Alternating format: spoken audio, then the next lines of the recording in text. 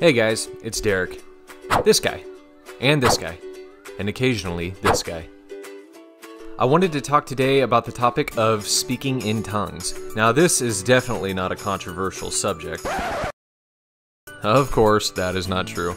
Anybody who has studied Christian doctrine for any extended period has come across speaking in tongues. There are even entire Christian denominations whose doctrinal distinctives are their view on speaking in tongues. And if you've spent any time studying specifically speaking in tongues, you've realized that there are numerous different views of the doctrine and how it's practiced.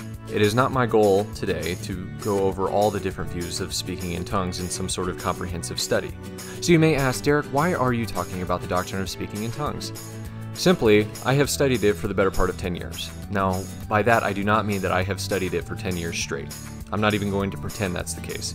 I'm just going to say that I have been brushing up against the doctrine here and there, sometimes more than others, for the better part of 10 years now.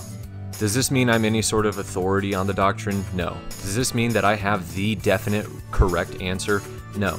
In fact, I am no authority myself because I rely on the scholarship of other people to help calibrate my views.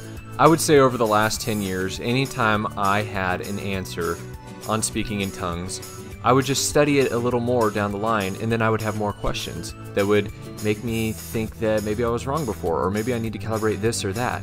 And then I would land on a certain view, and then later I would start studying it a little more, and then more questions would open up. And this happened for quite a while until recently I was finally able to nail it down to where I was completely satisfied. Remember that speaking in tongues is a non-essential of the faith. We can have liberty and diversity of opinion here because we are all still under the same banner of Jesus Christ. We will differ on this because, like I said, there are numerous different views. So I'm not trying to sway you to mine, or to get you to abandon your view. Maybe if you're on the fence, this will give you something to consider. But I just want to share with everybody where I was able to finally land on this topic. So if we can agree that was a good enough of a preamble to this study, let's go ahead and jump right in.